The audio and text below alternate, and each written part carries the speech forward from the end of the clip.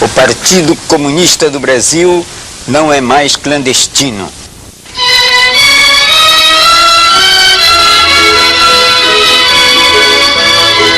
E a presença do partido na televisão, foi na televisão.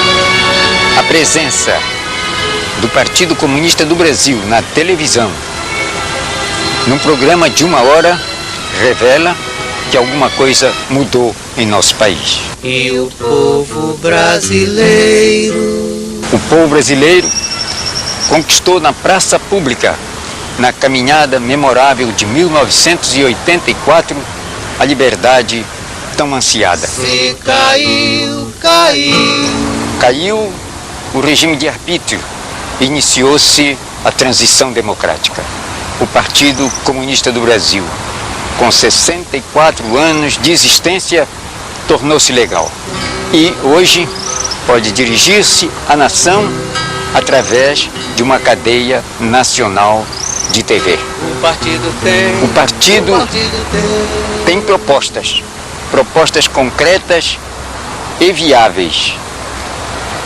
O Partido Comunista do Brasil está certo de que as ideias que apresentamos concordam com os sentimentos e as aspirações da grande maioria dos brasileiros. O que pretende, na atualidade, o Partido Comunista do Brasil?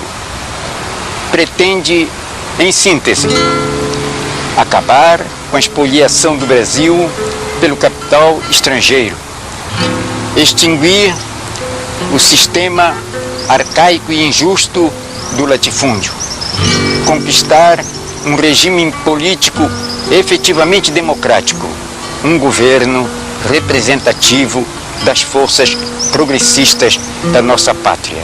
Estas 3 questões fundamentais resumem o programa de ação imediata do Partido Comunista do Brasil, registrado no Tribunal Superior Eleitoral. Nosso partido, Partido Comunista do Brasil, fundado em 25 de março de 1922, tem sido perseguido permanentemente. Sua verdadeira fisionomia não pôde ser difundida em larga escala. Por isso, há muitos preconceitos sobre os comunistas, muitos equívocos acerca da sua política, muitas incompreensões a respeito de seus objetivos maiores. Contudo, os pontos de vista do Partido Comunista do Brasil encontram ressonância em consideráveis parcelas da população brasileira. A legalização do partido foi e é necessária, e a contribuição do partido para a democratização do país é imprescindível. O partido não apenas se configura como uma proposta de marxistas-leninistas, mas uma proposta de que esta vanguarda vê como fundamental a solução de todos os problemas dos oprimidos, dos discriminados, dos negros, dos índios, de todos aqueles que na sociedade brasileira, por um processo centenário, foram marginalizados da participação, dos privilégios ou dos direitos da sociedade civil. Vamos expor esta noite o que pensamos com relação ao presente e ao futuro do nosso país e do nosso povo. Devo, mas nego porque pagar não posso. E os governos da ditadura? Os governos da ditadura militar foram governos de entreguismo e traição nacional. Contraíram uma dívida de mais de 100 bilhões de dólares, que tantos sofrimentos tem causado à classe operária e aos trabalhadores. E o atual governo, por pagá-la com a fome do povo, submete-se aos interesses dos banqueiros internacionais. o PCdoB tem uma proposta patriótica e corajosa. Defesa dos interesses nacionais com a liquidação de todas as formas de expoliação estrangeira.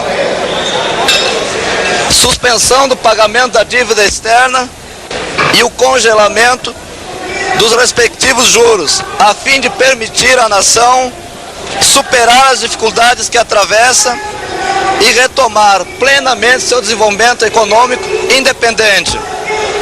O país não pagará dívidas usurárias e expoliadoras, arbitrariamente contraídas e lesivas à economia nacional.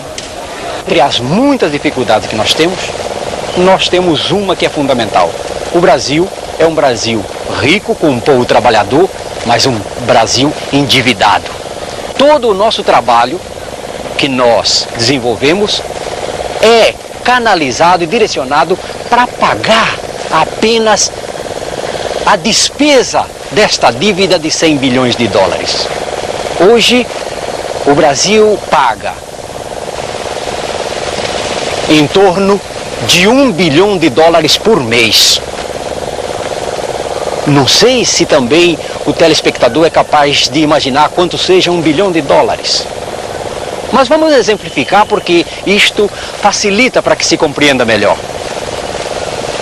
Se nós pegássemos e aplicássemos na construção de casas populares, nós teríamos condições de construir uma casa popular a cada 9 segundos. Imaginem vocês o que seria isto. Resolveríamos em pouco tempo o problema da habitação? E não é só o que se geraria de empregos. Mas se ainda não ficou bem claro, se nós pegássemos a despesa da dívida que nós pagamos todos os meses e aplicássemos, vamos supor, na educação, que é um problema sério no Brasil, nós ampliaríamos a rede de educação, criando uma vaga por segundo para as crianças, para o povo brasileiro. Olha, eu acho que isto é um problema sério. O povo brasileiro trabalha quase que exclusivamente para pagar esta dívida. Cada cidadão, você que está aí sentado, a sua esposa que está ao seu lado, o seu filho, cada cidadão hoje paga por mês 130 cruzados da dívida. Uma dívida que não fui eu que fiz, que não foi você que fez, que não foi ninguém que fez. Foram os governantes deste país que assumiram compromissos com banqueiros internacionais, com multinacionais e hoje sobrecarrega a população. Resolver o problema do Brasil? Não acredito que seja uma tarefa fácil se a gente não encarar este problema, o problema da dívida.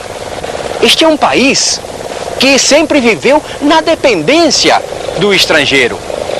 Vejam bem, estas fábricas todas que nós temos aqui, poucas são brasileiras. A maior parte delas são multinacionais. O que fazem elas aqui? Desenvolver uma tecnologia brasileira? Não. Gerar riquezas e progresso para o país? Também não. O que elas fazem aqui é explorar a matéria-prima que é barata e a mão de obra que é de graça. Para o quê? Para levar para suas matrizes, para engordar, entende? Os países de origem delas.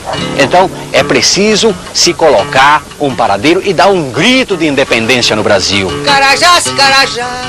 Por exemplo, nós temos grandes riquezas no sul do Pará. Serra de Carajás é uma das maiores jazidas de minérios. Esta jazida de minérios, que é uma coisa que não se renova, é uma coisa que não se recria, se você tirar, não se coloca mais no lugar. Esta jazida está sendo explorada quase que exclusivamente por estrangeiros. E o governo brasileiro ainda contrai dívida, pega dólares emprestado para construir uma ferrovia que tem a única finalidade, pegar o minério de Serra do Carajás para levar para o porto de São Luís do Maranhão para ser exportado para o exterior. Esta ferrovia, ela custou um preço altíssimo para o povo brasileiro. 270 cruzados por centímetro de ferrovia. Veja bem, telespectador, gente, eu acho que isto é um preço muito alto para atender única e exclusivamente interesses de multinacionais e de banqueiros internacionais. O governo tenta resolver o problema do déficit interno vendendo as empresas estatais. Ainda há poucos dias eu recebi um telefonema do diretor do sindicato. Ele me convidava para um ato na porta da Mafesa e o ato era para defender a Mafesa, que é uma ponta de lança da indústria ferroviária.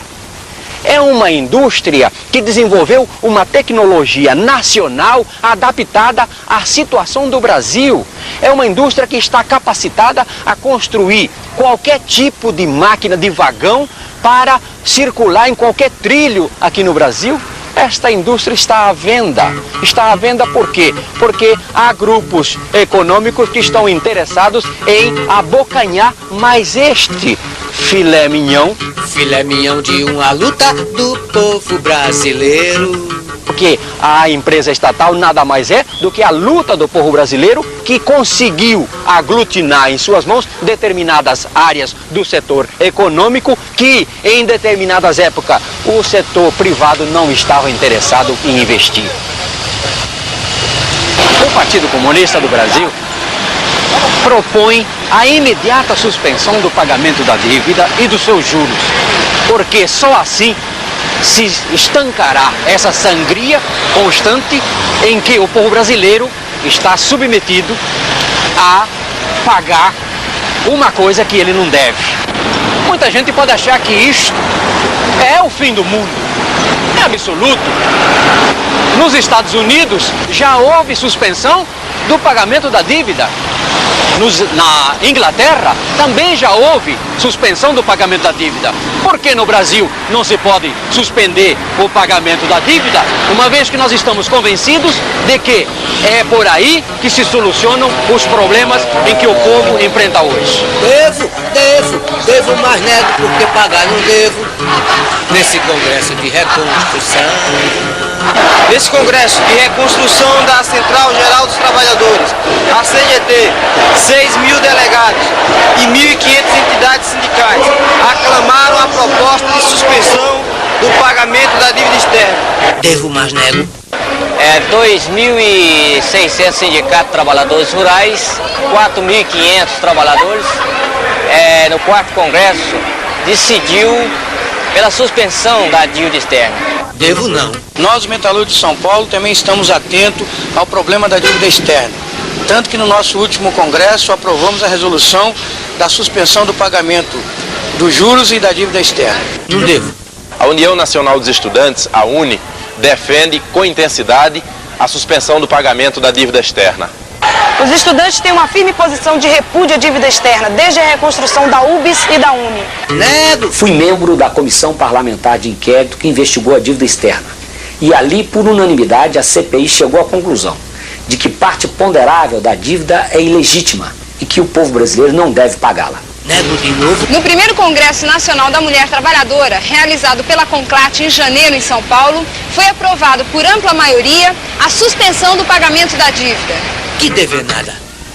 O terceiro Congresso Nacional das Associações de Moradores, realizado recentemente em Brasília, que contou com a viva participação de 7.500 delegados de todo o território nacional, representando os bairros, as vilas e as favelas, decidiu pelo não pagamento da dívida externa.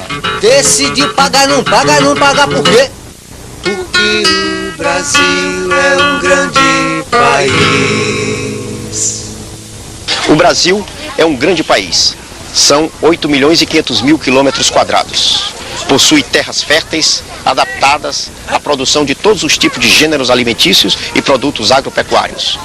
Tem um clima favorável à produção agrícola e muita água que permite que essa produção seja abundante. E temos um solo relativamente plano, uma topografia favorável à motomecanização. E, acima de tudo, um povo trabalhador, um camponês altamente produtivo.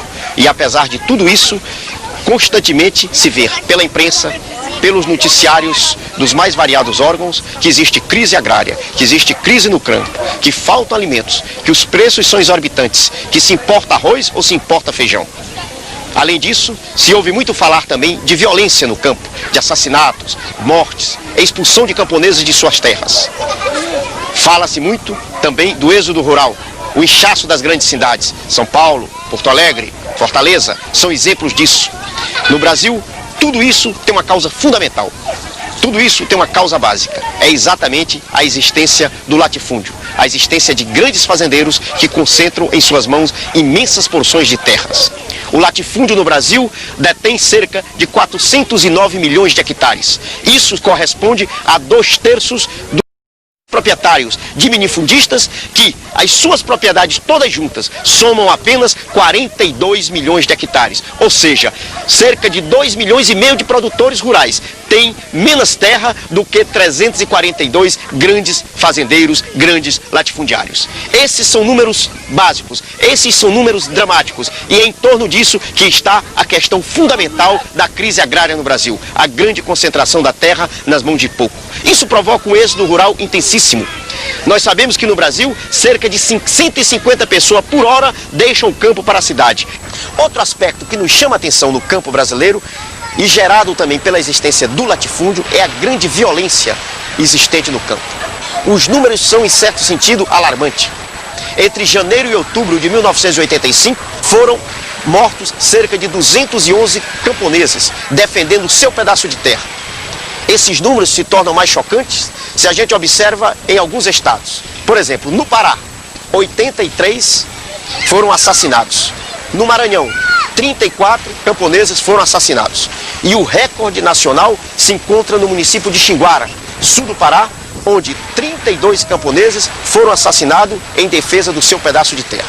Nós estávamos num grande conflito de terra, como se tem vários no estado, lá no sul da Bahia, ouviu? E um pistoleiro a mando do fazendeiro Luiz Mendes Ferreira chegou no fundo da minha casa. Eu pressenti logo cedo, mas acontece que não podia sair, que a gente estava até sem lâmpada e sem arma. Quando foi o negócio de umas 8 horas da noite, eu estava no fundo do quintal, tornei a ver bater. Na hora que eu vi bater, que eu virei assim, já vi o tiro passar por mim, aí pegou na panela e na parede. Onde eu peguei a panela, entreguei ao ministro da Reforma Agrária. Meu esposo e minha filha ainda saiu, ainda viu na hora que ele correu. Agora não pôde localizar quem nem quem não. Em 85, no dia 18 de dezembro, foi assassinado mais um dirigente sindical, muito conhecido na região e principalmente estimado no Rio Maria, João Canuto de Oliveira, o presidente do Sindicato dos Trabalhadores Rurais de Rio Maria, João Canuto de Oliveira, além de presidente do Sindicato dos Trabalhadores Rurais, era também um membro do nosso glorioso Partido Comunista do Brasil, o PCdoB. Assim, conta pra nós aí como é que foi o assassinato do seu pai. O assassinato do meu pai foi em 1984, quando ele estava em São Luís participando de uma reunião com os parlamentares da Assembleia Legislativa. Então ele participou 2 dias da reunião. À volta, quando ele chegava perto de casa, de 50 metros, foi assassinado covardemente por pistoleiros a mando de grileiro e latifundiários dessa região. Queremos a reforma agrária pra ver se adquirimos a terra, pra dar o pão de cada dia, pra dar de comer, pra dar o pão de cada dia. Queremos a reforma agrária para ver se nós adquirimos a terra para dar o pão de cada dia e dar de comer também ao rico, à justiça, a todo mundo. Como também damos de comer até os objetos, os ratos, as formigas, os pássaros, tudo como a nossa custa.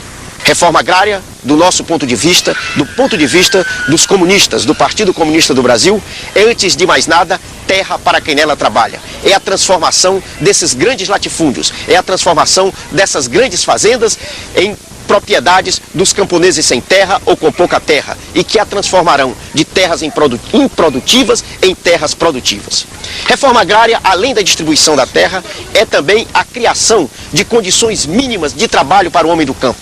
Que exista crédito, que exista assistência técnica, que seja criada uma malha de estradas adequada ao escoamento da produção. Em síntese, que seja, juntamente com a distribuição da terra, criada uma infraestrutura que permita não só que haja produção, mas que ela chegue nos grandes centros consumidores e que, dessa maneira, possam baixar os preços dos produtos na cidade e corretamente remunerar o camponês no seu trabalho no campo.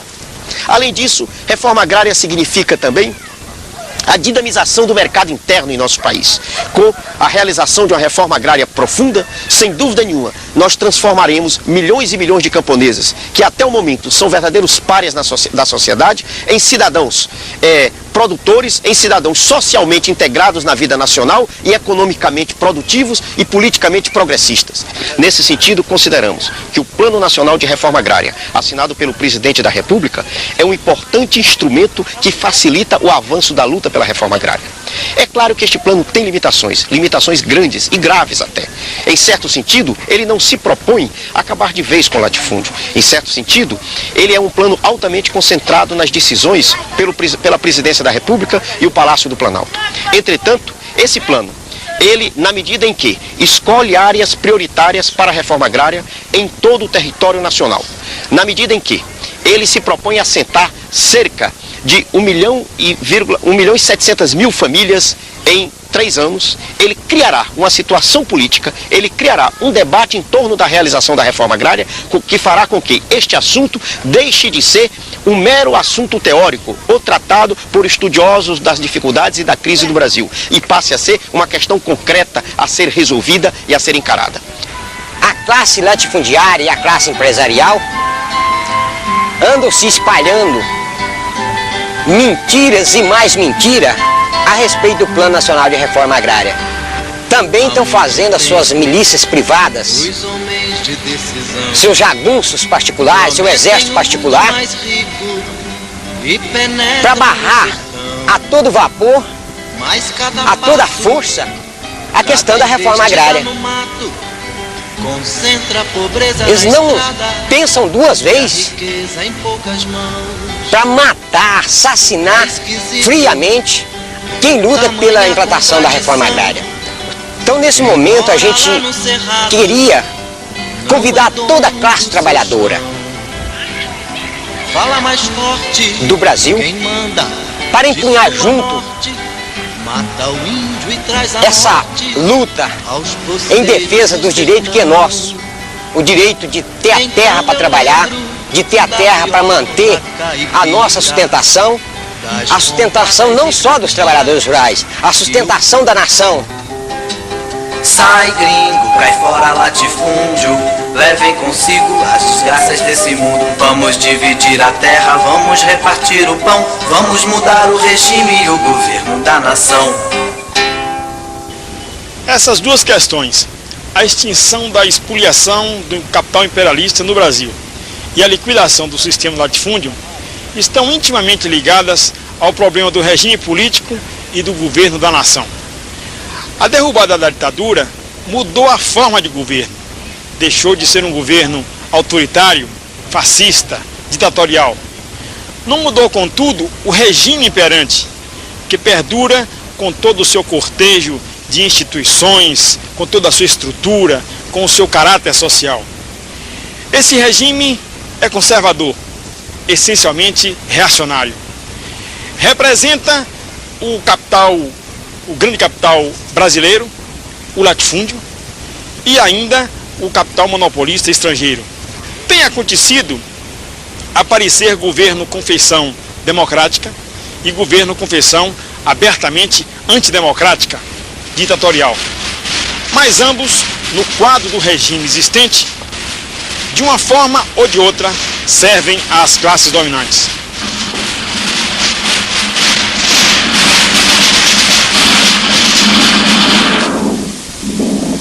É costume se dizer que todo poder emana do povo, mas a verdade é bem outra. Podemos afirmar com certeza que na história do nosso país o povo jamais esteve no poder ou o poder jamais do povo emanou. Perguntamos, por exemplo, quantos operários, camponeses ou donas de casa chegaram a ocupar a presidência da República? Quantos trabalhadores ocupam nesse momento cargos de ministros? Ou podemos concluir dizendo também que entre 479 deputados, apenas 2 operários têm representação na Câmara Federal. Atualmente, nós temos no Brasil um governo relativamente democrático. Tomou medidas e iniciativas que, por serem justas, sensibilizou o povo e recebeu o respaldo popular. Mas esse governo não tem condições de realizar uma política efetivamente popular, democrática e progressista em profundidade. Veja-se, por exemplo, a questão da reforma agrária. O governo elaborou um projeto de reforma agrária mais ou menos avançado, o suficiente para provocar uma grande reação do latifúndio, que se mobilizou, que se articulou, que inclusive se armou e que ameaçou. Em decorrência, o governo teve que retirar o seu projeto avançado de reforma agrária e substituir por um outro, razoavelmente moderado, ou melhor, bastante moderado, que é o que está sendo trabalhado. Vejamos a questão do pacote econômico. Era necessário, sem dúvida alguma. Por um lado, golpeou em profundidade o capital especulador, acabando com a correção monetária. Congelou os preços dos produtos, o que respondeu à expectativa popular, que já não aguentava com a escalada dos preços a cada dia. Em 1976, o Pedro Luiz, meu filho, tinha 2 anos e nós começamos um grande abaixo-assinado contra a caristia pelo congelamento dos preços.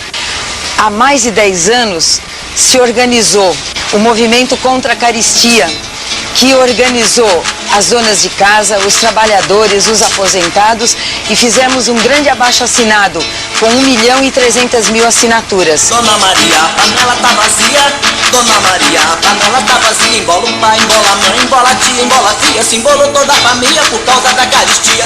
Esse abaixo-assinado foi levado em Brasília, mas como era o tempo da ditadura, que os militares estavam no governo, ninguém quis nos ouvir.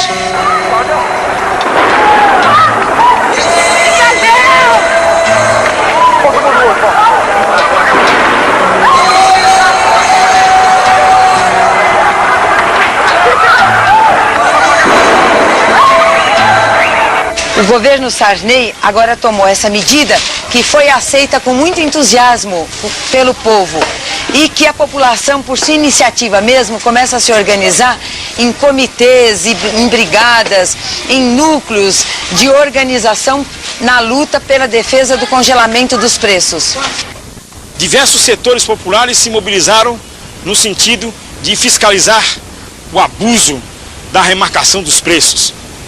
E o nosso partido, o Partido Comunista do Brasil, também manifestou apoio, embora com muitas restrições, e salientando o caráter limitado e transitório dessa medida. Contudo, a maneira de se enfrentar a inflação sem atingir o alto grau, os altos privilégios de que gozam os ricos do país, sem golpear a taxa de juros elevada dos bancos e, sobretudo, sem tocar nem de leve no pagamento da dívida externa, que essa sim é a causa principal da nossa inflação, esta maneira de se enfrentar a inflação é uma maneira muito limitada, que não corresponde às necessidades do país e que está fadada a levar a um resultado prejudicial ao povo a médio prazo. Por isso, nós achamos que, sob o regime atual, não se tem condições de acabar com a espoliação do capital estrangeiro e não se extinguirá o sistema do latifúndio. Constituinte livre e soberana. A campanha pela Constituinte, que durante esse ano de 86 nós deveremos empreender em todo o território nacional, deverá tocar nessas questões de fundo da sociedade brasileira. Deverá, por exemplo, avaliar quais os passos práticos necessários que devem ser dados de imediato com vistas a salvaguardar a soberania nacional, gravemente aviltada pela sanha do capital estrangeiro. Quais os passos que devem ser dados com vistas a acabar, de uma vez e para sempre, 4 séculos de latifúndio na nossa terra.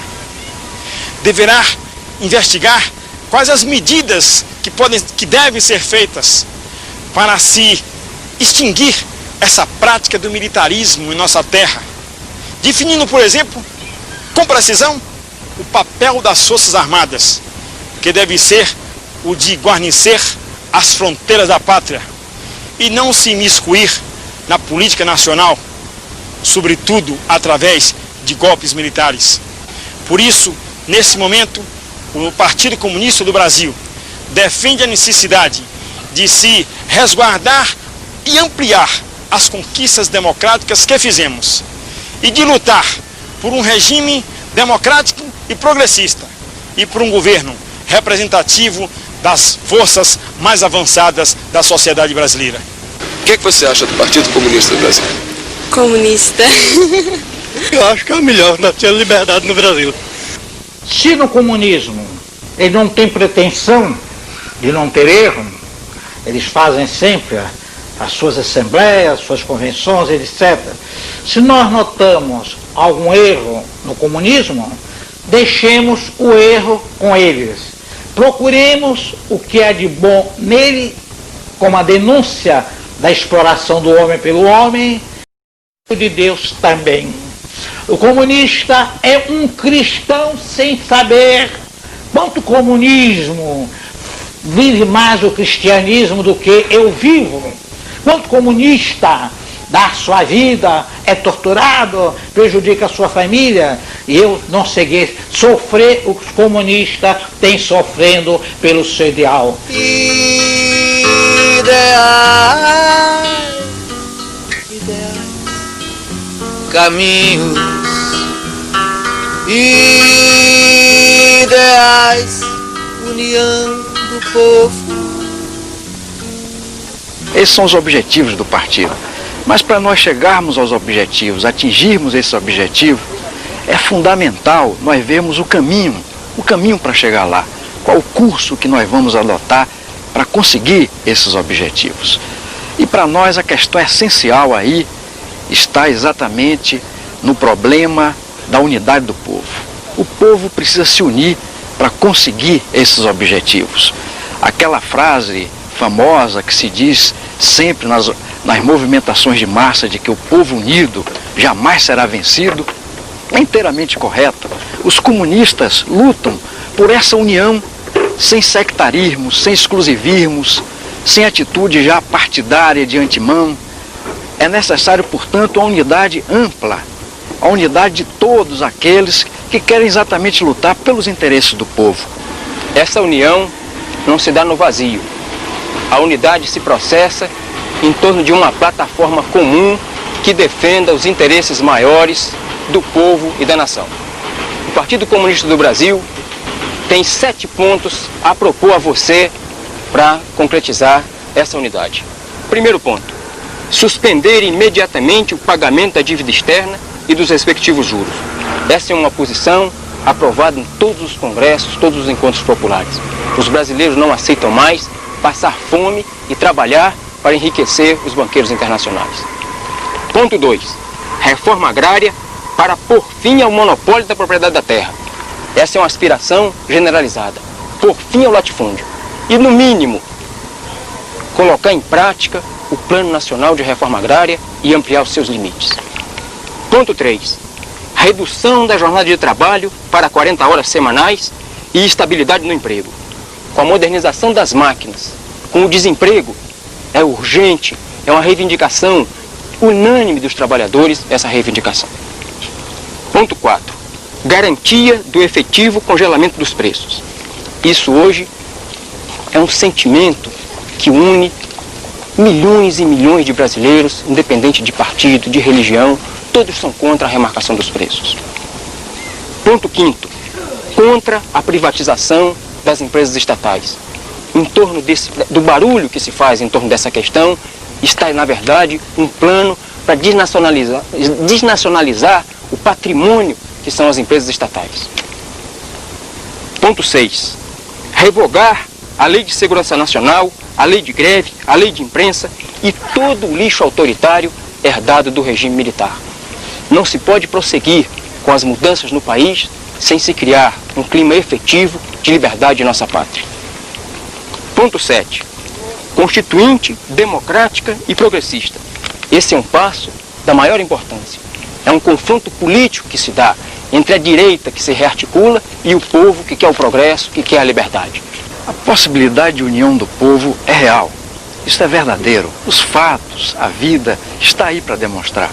Vamos pegar alguns exemplos mais recentes. A CGT, a Central Geral dos Trabalhadores, ela é exatamente agora uma central que vai jogar um papel importante em defesa dos interesses dos trabalhadores, dos operários de todo o Brasil. A CONAN, que recentemente se reúne em Brasília, reúne milhares e milhares de moradores de bairro para defender os seus interesses. A UNE, a União Nacional dos Estudantes, que congrega milhares de universitários e defende os interesses desses estudantes. A CONTAG também, que reúne milhares e milhares de camponeses. A UBS, a União Brasileira de Estudantes Secundaristas, que congrega também um conjunto de estudantes secundaristas que se reúne e defende seus interesses, seus direitos, discute as suas questões. Tudo isso são exemplos importantes dessa unidade do povo. Mais recentemente também, esse conjunto de ações de massas, esse conjunto de atos em que o povo participou em todo o Brasil e lutou pelas diretas, pelas eleições diretas. Tudo isso também é uma demonstração clara dessa unidade, a unidade que pode vir de baixo, a unidade que pode vir da base. Essa, portanto, é uma questão para nós muito importante. Nós conclamamos os democratas verdadeiros, patriotas, os homens progressistas desse país, para exatamente juntar forças, como um homem só, nesse sentido da unidade do povo, defender a unidade popular. O que a senhora acha do partido? Muito bom. Porque o melhor é o vai racha.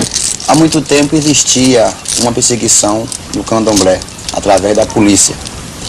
As casas candomblés eram fechadas através de cavalaria, eles brigavam, quebravam tudo, acabavam com tudo. E também, na época, existia também uma perseguição com o PCdoB. Uma perseguição incrível. E o PCdoB lutou muito para combater essa perseguição com a polícia. Uniu-se ao candomblé e fizeram alguma coisa pró da comunidade. E nisso, hoje, somos todos liberal. O PCdoB, já, atualmente, como todos conhecem, é um partido que está em nossa comunidade conhecidíssimo, que antigamente não poderia nem se falar no comunismo. Quando fala no comunismo, era preso, era isso, era aquilo. Hoje em dia está tudo natural, tudo comum. Todos nós brasileiros conhecemos esse partido, PCdoB. Quem não conhece? Todos nós conhecemos. Paz, axé babá, PCdoB.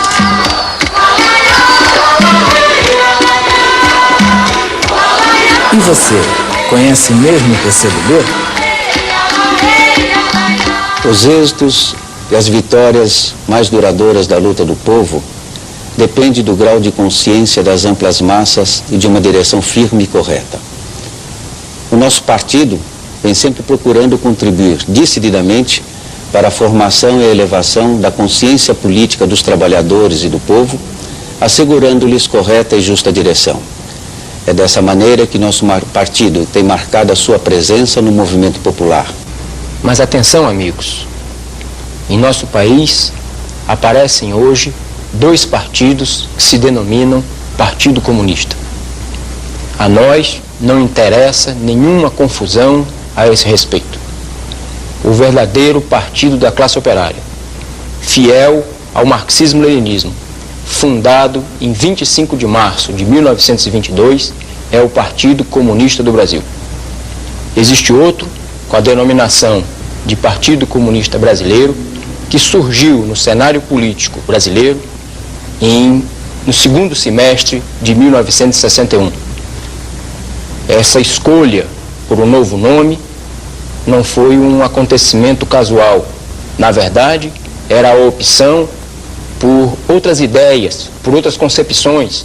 Era o abandono dos princípios revolucionários pelo caminho da conciliação de classes.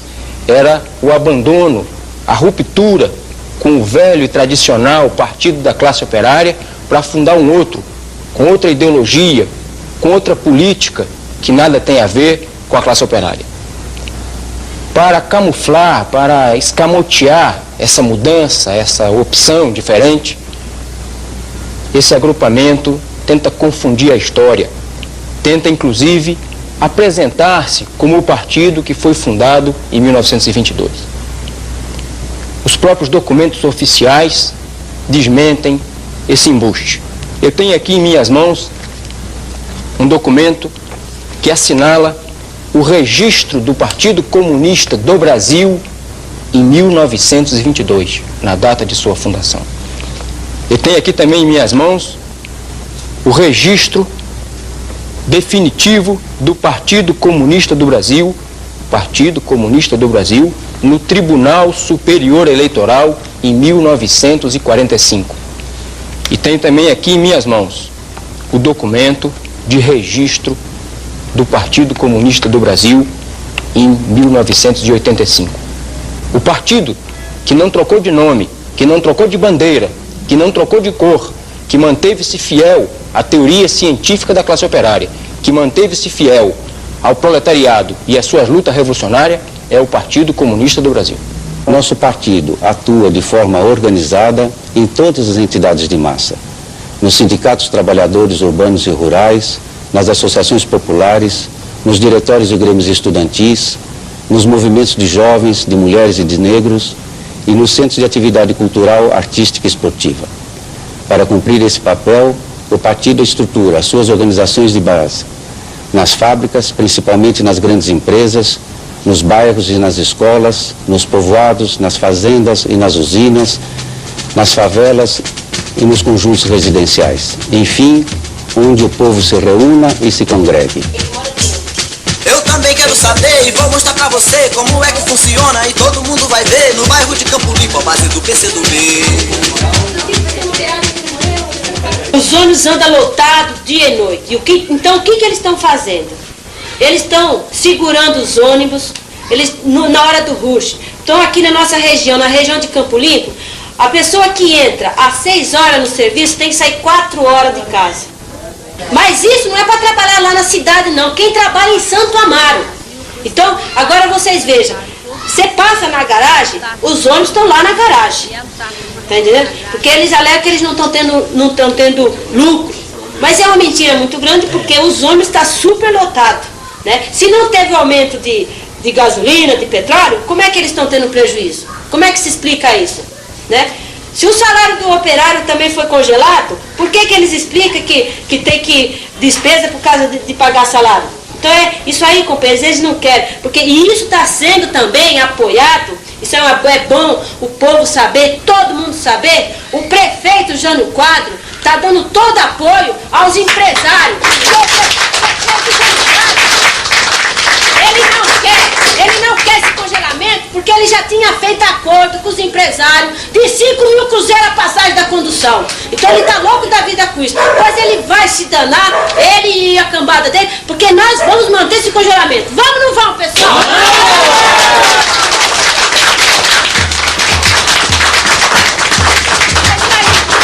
Outros novos companheiros nesse dia em Campo Limpo assinaram suas fichas e já estão filiados e todos os trabalhadores também estão convidados. Eu pretendo me afiliar nesse partido, por quê? Porque eu estou gostando muito desse símbolo, que é o símbolo nacional que luta pelo operário, né? Então, por isso, é que eu acho que esse é o partido de todos os brasileiros trabalhadores, se afiliar e lutar por ele. O Partido Comunista do Brasil tem sido sempre um fiel intérprete das mais sentidas reivindicações da classe operária. Participou ombro a ombro com o povo e com os trabalhadores nas lutas pelo direito de greve, por estabilidade de emprego, pelas férias e descanso remunerado. Batalhou e continua sempre lutando pela liberdade e pela autonomia sindical. Foi o primeiro partido a lançar as ideias do socialismo científico no Brasil. Foi o pioneiro na luta pela reforma agrária que garante o direito de posse à terra aos camponeses com a liquidação do latifúndio. Participou ativamente da fundação das ligas camponesas e dos sindicatos dos trabalhadores agrícolas. O partido sempre esteve à frente dos movimentos pela liberdade e pelo progresso do país. Empenhou-se com denodo na luta contra o fascismo e o Estado Novo.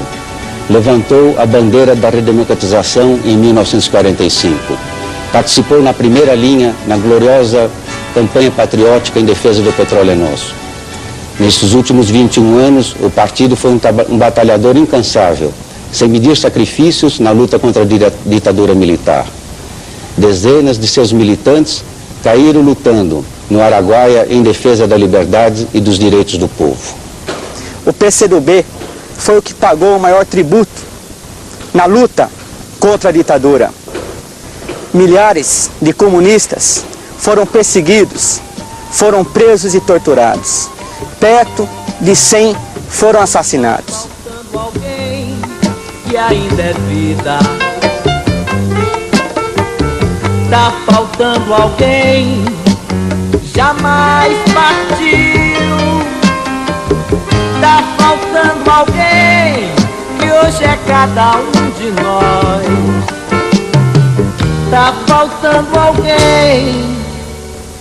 Queremos aproveitar essa oportunidade e render aqui as homenagens a todos que tombaram, que deixaram o seu sangue na luta por um Brasil novo, na luta por um Brasil onde os trabalhadores possam viver com dignidade.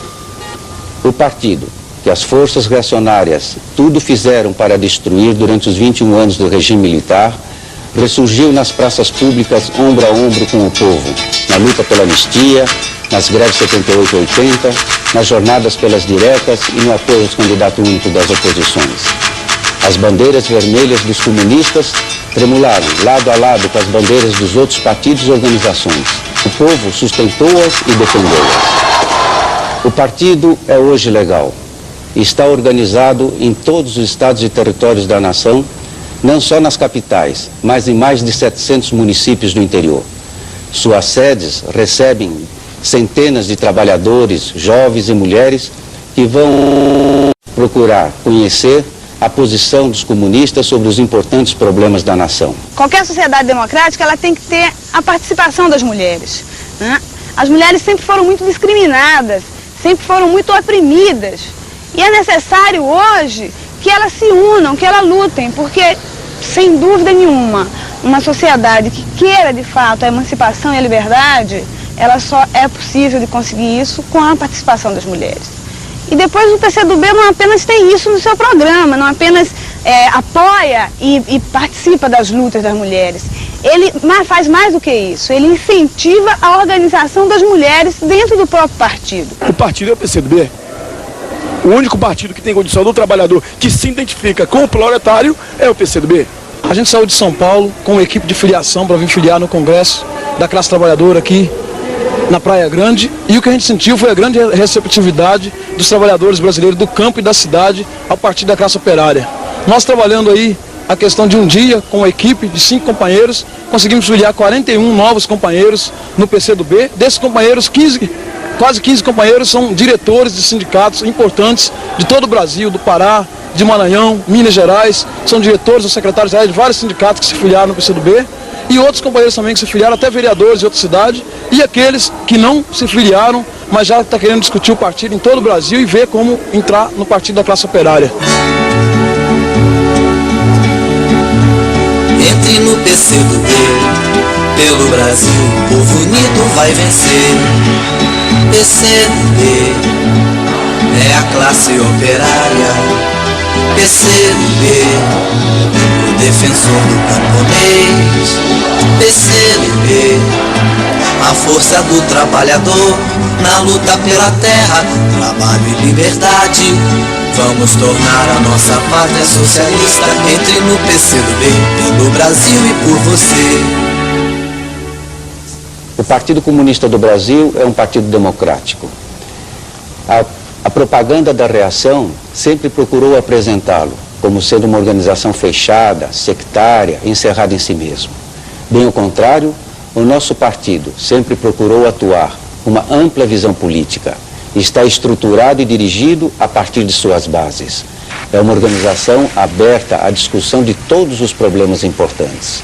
Ainda há pouco, a Comissão Diretora Nacional realizou em Brasília, nas dependências do Congresso Nacional, uma importante reunião que contou com a presença dos representantes de todos os estados do Brasil, inclusive com a presença da imprensa que acompanhou toda a reunião e os seus debates.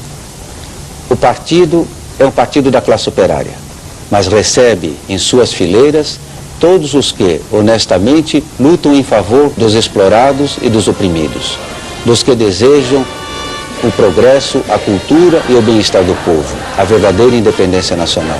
É um partido sério e coerente. É um partido ligado aos diferentes setores da população com larga experiência de luta. Um partido de tradição revolucionária.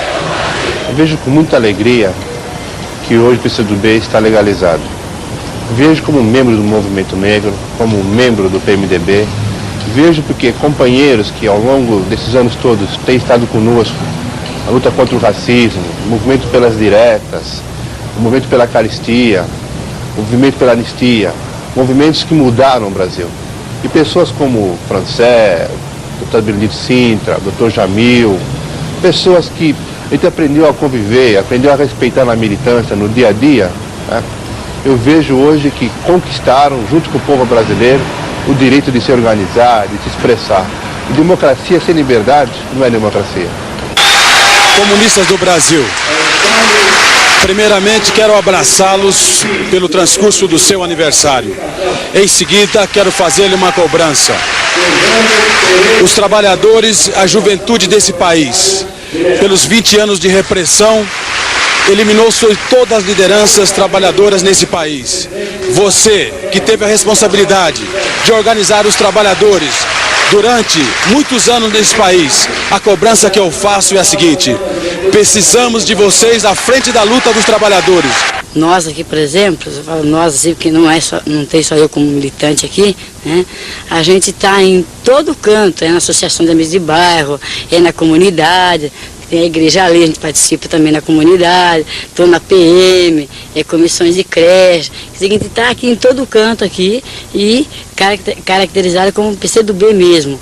E eu me sinto muito bem no PCdoB porque a gente já se torna uma frente, né, pelo fato da pessoa ter assim, aquela referência, o pessoal questiona muito a gente por meio do PCdoB, a gente é muito procurado aqui. Nós, trabalhadores, queremos aproveitar esse momento para demonstrar a solidariedade aos povos que estão em luta neste momento. Exemplo, a Nicarágua, que enfrenta de forma heróica a intervenção americana, a resistência do Chile contra o ditador Pinochet, os povos do Haiti e Filipinas, o povo mártir da Palestina, nossos irmãos sul-africanos rebelados contra o apartheid, o justo movimento dos trabalhadores europeus pela paz e contra os blocos agressivos da OTAN e do Pacto de Varsóvia. A luta desses povos é a nossa luta. A solidariedade internacional é uma das mais belas tradições do povo, da classe operária e do Partido Comunista do Brasil.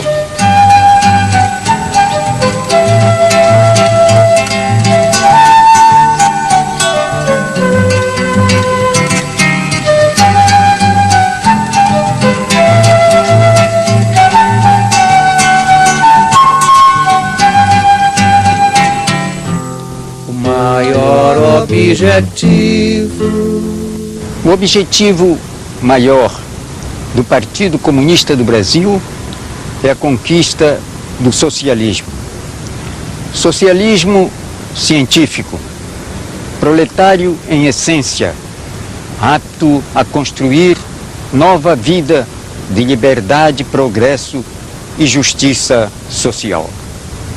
O capitalismo, como regime econômico-social, chegou ao fim, cumpriu e esgotou sua função histórica.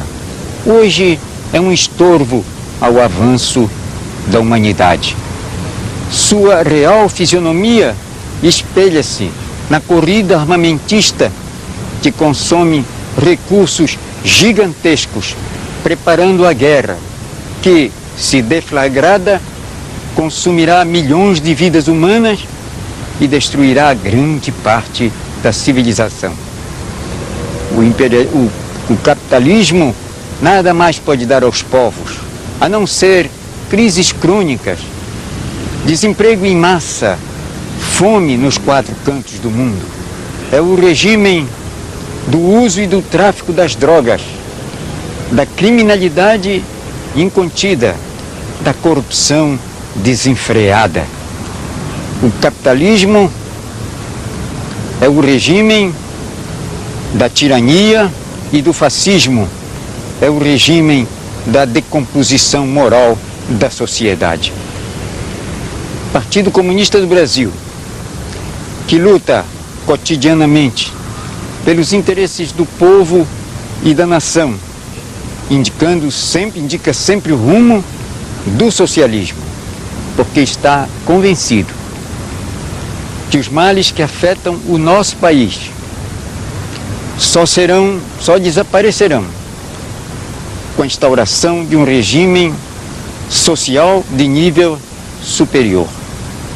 Somente o socialismo tem condições de assegurar a nossa pátria e a nossa gente a independência nacional, a democracia, um futuro luminoso de cultura, de fartura, de bem-estar e conforto para todos. E vencerá? A luta de hoje há de construir a vida de amanhã, vida de esperança com que sonham milhões de homens e mulheres em nossa terra. O Partido Comunista do Brasil assim pensa.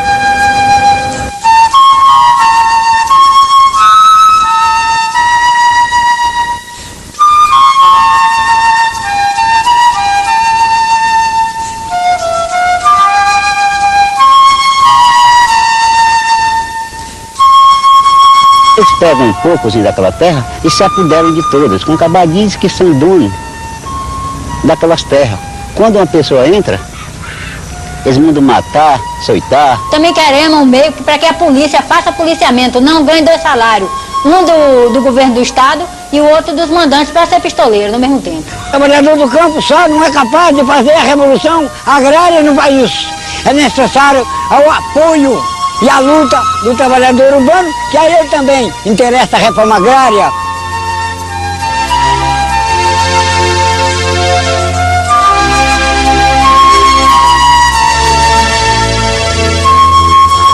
É preciso suspender este pagamento desta dívida para estancar a saída deste dinheiro, para que sobre recurso ao governo, para que aplique este dinheiro em benefício da população e no desenvolvimento deste país. A campanha pela Constituinte, que durante esse ano de 86 nós deveremos empreender em todo o território nacional, deverá tocar nessas questões de fundo da sociedade brasileira. Deverá, por exemplo, avaliar quais os passos práticos necessários que devem ser dados de imediato com vistas a salvaguardar a soberania nacional, gravemente aviltada pela sanha do capital estrangeiro. O partido que não trocou de nome nesses 64 anos, apesar das inúmeras vicissitudes, apesar das lutas, das perseguições, que não trocou de nome, que não trocou de bandeira, que não trocou de cor, que manteve-se fiel à teoria científica da classe operária, que manteve-se fiel ao proletariado e às suas lutas revolucionárias, é o Partido Comunista do Brasil.